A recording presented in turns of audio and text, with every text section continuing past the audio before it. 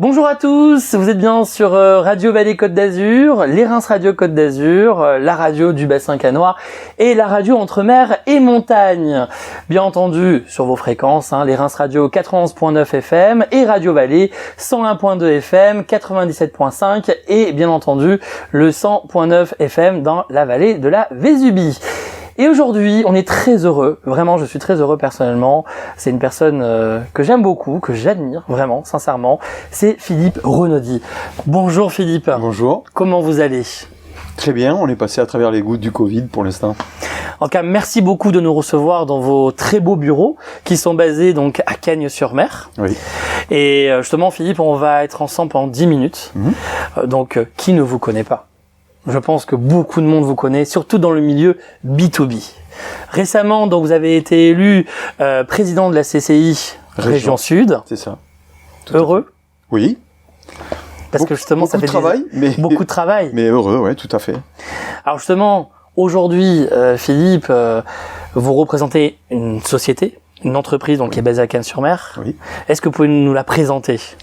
Alors, c'est le groupe Renaudy, c'est des entreprises qui sont plutôt dans le bâtiment et les travaux publics, un petit peu dans l'immobilier, et dans le développement des nouvelles technologies, et notamment tout ce qui touche les drones, les relevés topographiques, les scans, etc. Donc voilà, ça représente 8 sociétés, on fait à peu près autour de 40 millions d'euros de chiffre d'affaires, plus ou moins selon les années Covid ou pas. Et on emploie autour de 250 personnes. Ça fait longtemps qu'elle existe, qu'il existe ce groupe ? C'est une entreprise familiale qui a été créée par mon papa, donc la première entreprise qui est l'entreprise Tama, travaux publics, et ensuite on a agrégé d'autres sociétés autour qu'on a rachetées et qu'on a développées. Donc aujourd'hui on est à 58 ans. Dans 2 ans on fête nos 60 ans. Bon, en tout cas, je souhaite à toutes les entreprises d'arriver jusqu'à 60 ans déjà. Ouais. Parce que c'est vrai qu'avec le Covid, malheureusement, beaucoup d'entreprises ferment, malheureusement. On va en parler rapidement, parce que c'est vrai que beaucoup de sujets, beaucoup de médias en ont parlé pour les entreprises en difficulté. Est-ce que vous pouvez nous faire un petit peu un topo justement sur la région sud ? Comment ça se comporte les entreprises aujourd'hui ? Alors aujourd'hui, on avait un troisième trimestre qui avait été en 2021 qui a été assez bon. Et puis on a un quatrième trimestre qui a été plutôt stable, moins je dirais. Et on s'attend sur le premier trimestre déjà à des difficultés de remboursement du PGE qui s'annoncent à partir de début avril. Donc le PGE, vous savez que c'était sur 6 ans, mais on avait le droit de reculer le début du remboursement de 2 ans. Donc là on est au bout, donc en avril, il faut commencer à rembourser, et il reste 48 mois à rembourser, parce que malheureusement, la date d'échéance n'a pas bougé. Et là, effectivement, on a pas mal d'entreprises, notamment dans l'événementiel, ou de la restauration, l'hôtellerie, qui ont beaucoup souffert, qui n'ont pas fait des mois excellents, hormis juillet-août. Septembre a été vraiment tronqué, mai-juin n'ont pas été à la hauteur de ce qu'ils espéraient. Résultat, on est très loin d'un chiffre d'affaires correct pour ce secteur d'activité, et donc des grandes difficultés pour commencer à rembourser les PGE à partir du mois d'avril. Voilà. D'accord.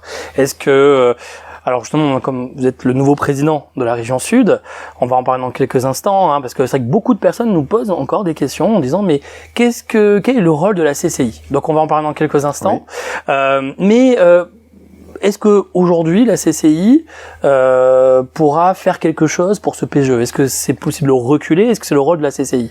Alors, en tout cas, elle fait remonter les informations au gouvernement en disant voilà, on a tel et tel problème, on a des difficultés de remboursement pour tel secteur d'activité. Alors, aujourd'hui, le gouvernement, notamment Bruno Le Maire, a déjà annoncé que pour certaines entreprises, mais pas nombreuses, parce que vous savez, le PGE, c'est à peu près 700 000 entreprises en France qui en ont bénéficié, et essentiellement des PME, TPE. Et la difficulté, si vous voulez, donc c'est ce que je vous ai expliqué tout à l'heure, mais Bruno Le Maire a déjà annoncé qu'on pourrait peut-être commencer à rembourser qu'en septembre, au lieu d'avril, et qu'on pourrait étaler la dette, au lieu d'être sur 5 ans ou 6 ans, c'est-à-dire à 48 mois maintenant, on pourrait pousser à 10 ans. D'accord. Sauf que ça va concerner entre 25 et 30 000 entreprises sur les 700 000, c'est-à-dire pas beaucoup de gens. Ouais. Donc c'est le médiateur qui va s'occuper de ça et qui va sélectionner les entreprises qui pourront bénéficier de ces avantages-là, mais c'est très très peu, quoi. C'est vraiment à la marge. C'est 5%, quoi, on va dire à peu près, du global. Donc les chambres de commerce, effectivement, font remonter les chiffres pour le gouvernement pour ces problèmes-là. Et justement, je rebondis sur la question, parce qu'on a souvent cette question, et il m'a dit, il faut la poser à Philippe Renaudy. Quel est le rôle de la CCI, justement? Quel est son rôle? Quelle est sa mission? Alors, la chambre de commerce, si vous voulez, alors il y a les chambres de commerce territoriales, comme celle de Nice-Côte d'Azur, de Marseille-Provence, et puis il y a une chambre de commerce régionale, celle que je préside moi. Donc, moi j'ai une compétence régionale où je m'occupe que de l'international. Tout l'international de la région passe par la CCIR. La CCIR, qu'est-ce qu'elle fait? Elle sélectionne des entreprises qui ont un vrai potentiel d'exportation.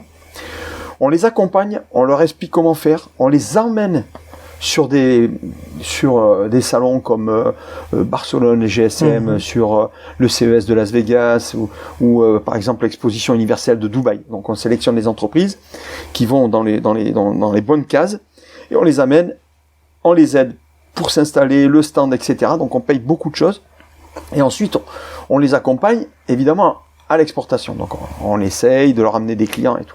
Donc ça, c'est vraiment pour nos entreprises locales, régionales, qui cherchent à faire l'exportation. Et vous savez qu'aujourd'hui, on a une balance commerciale très déficitaire à l'export.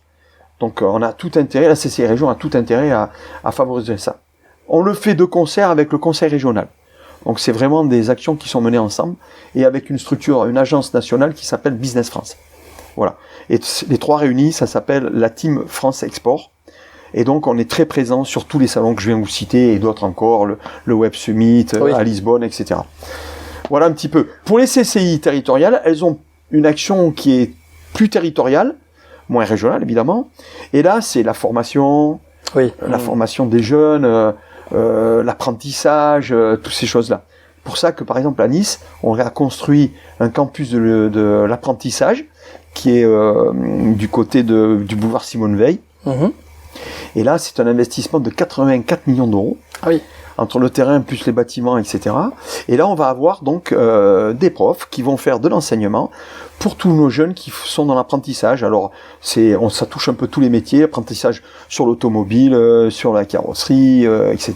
quoi. Donc, voilà, on a un peu tout le panel. Et les gens qui veulent faire les secteurs d'activité qui souhaitent monter de l'apprentissage ou de l'alternance pourront utiliser les locaux, puisque les locaux peuvent accueillir 2000 étudiants. Ah oui, d'accord. Et 200 même étudiants qui peuvent loger sur ce campus. Vous avez entendu la jeunesse, hein. C'est très important ce qu'il vient de dire Philippe Renaudy. Voilà. Et puis entre autres, après vous avez tout ce qui est création d'entreprise, accompagnement de l'entreprise et toute la transmission de l'entreprise. Donc la chambre de commerce, elle est là pour aider les entrepreneurs, les commerçants qui souhaitent transmettre leur société ou la faire évoluer, etc. On aide également les entreprises à faire ce qu'on appelle la digitalisation, la transition numérique. Donc les petits commerces qui n'ont pas accès au site web et tout, donc on peut les accompagner, leur expliquer gratuitement comment on peut effectivement mettre en place ce dont ils ont besoin. Donc c'est déjà faire une analyse des besoins, etc. Voilà, les chambres de commerce, c'est fait pour ça. D'accord. Entre autres. Non mais c'est très bien. Merci beaucoup en tout cas d'avoir pris le temps de nous l'expliquer. Vous êtes aussi président de l'UPE 06. Oui, on va en parler. Plus pour très longtemps. Voilà, plus pour très longtemps. Je fais un petit clin d'œil justement parce que vous avez passé combien de temps? 6 ans donc à l'UPE 06. Oui, j'ai fait 2 mandats de 3 ans. Donc l'union patronale, c'est l'union pour l'entreprise 06, et donc c'est une union patronale, c'est un syndicat patronal qui regroupe donc le MEDEF et la CPME, qui sont les deux principaux syndicats. Avec alors le troisième syndicat patronal, c'est l'UDP, qui représente plutôt les artisans, donc et tous les métiers d'art. Et donc, nous, on réunit les deux marques CPME et MEDEF, et donc on représente tous les patrons, donc dans les organismes paritaires, que sont par exemple l'URSSAF, la caisse d'allocation familiale, la caisse primaire d'assurance maladie, etc. Et après, tout ce qui est conseil des prud'hommes, tout ce qui est tribunaux de commerce, donc la chambre de commerce, voilà, donc ça fait beaucoup de représentations. Et donc, les Alpes-Maritimes, nous, on a à peu près 600 mandats qu'on exerce. À l'IUT, à l'IAE, on a également des présidences, des vice-présidents. Et on a donc 600 mandats qui sont exercés par à peu près 450 mandataires. Donc on a des mandataires des patrons qui font 1 ou 2 mandats selon les cas. D'accord. Voilà. Et donc ça, c'est à travers le département, la région et au national. D'accord. Donc vous représentez pas un prochain mandat? Ah non, mais j'ai fait les 2 mandats, qui sont au maximum. Et puis là, avec l'accumulation de mandats, et puis l'entreprise, il faut que je m'occupe encore de mon groupe. Hein, c'est encore ce qui me fait manger tous les jours. Hein. Bah écoutez, merci beaucoup. On va parler aussi de la vallée de la Roya, si vous voulez bien, Philippe. Oui. Donc récemment, on a eu notre président de la République, Emmanuel Macron, qui est monté dans notre très belle vallée de la Roya, dans le beau village de Tende. Oui. Et je fais un coucou à Jean-Pierre Vassallo. Je sais qu'il va nous regarder, il va nous écouter. Ben justement, il a promis de revenir, et il est revenu, ce président de la République. Oui, il est revenu. Très heureux, franchement, avec la Roya, a eu un élan positif, parce que tout le monde n'y croyait pas spécialement qu'il allait remonter. Donc il a tenu sa parole, sa promesse. Beaucoup de travaux ont été faits. Est-ce que vous pouvez un petit peu nous présenter, justement, tous les travaux qui ont été faits cette dernière année, en 2021? Parce que le département a participé. Ah, beaucoup, oui. Mais normalement, la région, également, a mis de l'argent, à hauteur de 20 ou 25 millions d'euros, je crois. Et puis le département, et puis maintenant, donc le gouvernement, comme l'a dit monsieur le président de la République Macron, Emmanuel Macron nous a promis de soutenir donc le conseil général qui a beaucoup œuvré, qui a mis beaucoup d'argent. Et donc effectivement, il est monté un petit peu parce que je crois que un nouveau conseiller général est maire de Breil.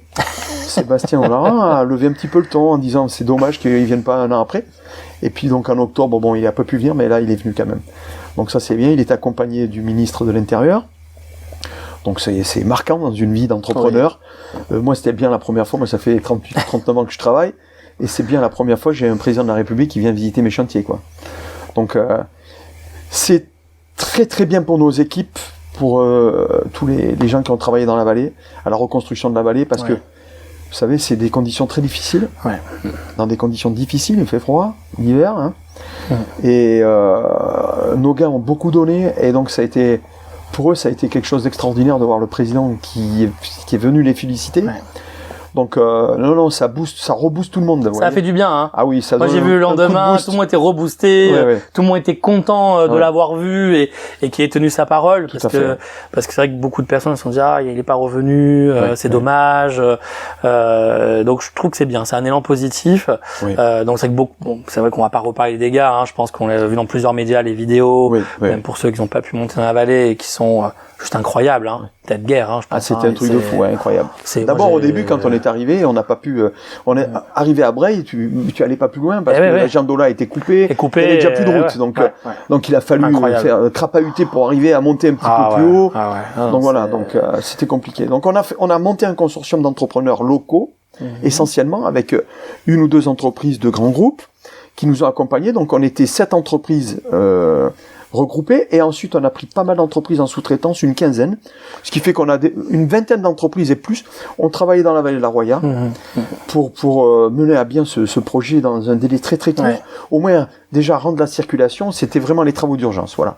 Donc ensuite il y a d'autres travaux qui ont été lancés, donc sur appel d'offres avec les ponts d'Ambo et de Kéros. Et puis il y a d'autres sujets qui sortent en appel d'offres maintenant. Mais nous, on a effectivement réalisé, j'étais le mandataire donc, de ce groupement d'entreprises qui a réalisé les travaux d'urgence. Voilà. Donc effectivement, on a été là très tôt, très vite, puisque la catastrophe c'est le 2 et 3 octobre. Et on a commencé à travailler, les premières entreprises ont commencé à travailler dans la semaine qui a suivi, quasiment. Ce qui a, bien sûr, pour venir à Jean-Pierre Vassallo, le maire de Tende, il était très ému, c'est très émouvant, franchement. Moi, j'adore cet homme, vraiment. On sort de l'au-delà de politique, vraiment que j'aime beaucoup cet homme. Et même lui, ça a été le premier, il a dit, mais je pensais qu'on allait nous oublier, que c'était fini. Et il disait justement qu'il était très étonné que le chantier était parti dès le démarrage, je veux dire. C'est vraiment... oui, ils étaient isolés, il fallait absolument recréer au moins un lien. Donc alors pendant longtemps, vous savez, il y a eu... D'abord, c'était que des véhicules qui pouvaient emprunter des pistes, et puis après, on a réussi petit à petit à remettre la route, mais on pouvait pas laisser passer tout le monde tout le temps parce qu'il fallait bien travailler, et donc il fallait couper la chaussée, du moins les accès. Donc on a fait ces fameux convois qui ont duré quelques mois. Et puis bon, là maintenant, on peut rouler. Il y a encore quelques alternats, donc avec des feux, mais tout est en train de rentrer dans l'ordre. Normalement, on devrait terminer le plus gros des travaux au mois de mai. Au mois de mai? Oui. D'accord. Donc les plus gros des travaux au mois de mai, en tout cas les travaux d'urgence. Après, ça va continuer avec les ponts, les ouvrages d'art qui ont disparu, qui sont en train de se reconstruire. Donc il y a encore quelques années à travailler, hein.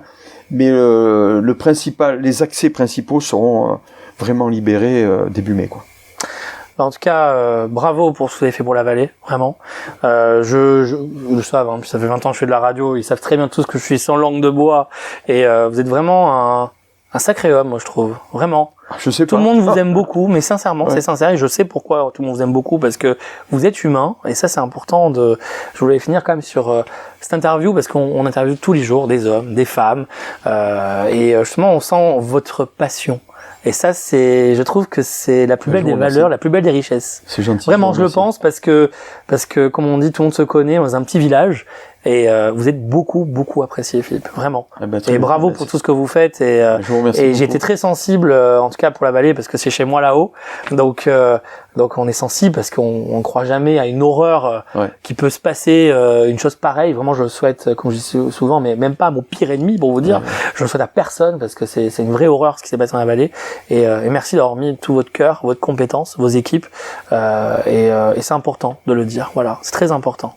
Je vous remercie beaucoup. Merci beaucoup Philippe pour nous avoir accueillis avec beaucoup de gentillesse à cette interview et puis j'espère à très bientôt en tout cas. Merci beaucoup. À très bientôt. Voilà, c'était l'interview de l'invité de la semaine avec Philippe Renaudy. Bien entendu, vous pourrez l'écouter sur l'antenne de Radio Vallée, les Reims Radio, donc à 6h, 9h, midi, 15h et 18h. Vous pouvez revoir aussi en replay sur YouTube et bien entendu sur les réseaux sociaux. Et puis je vous dis à très bientôt. Allez, ciao ciao.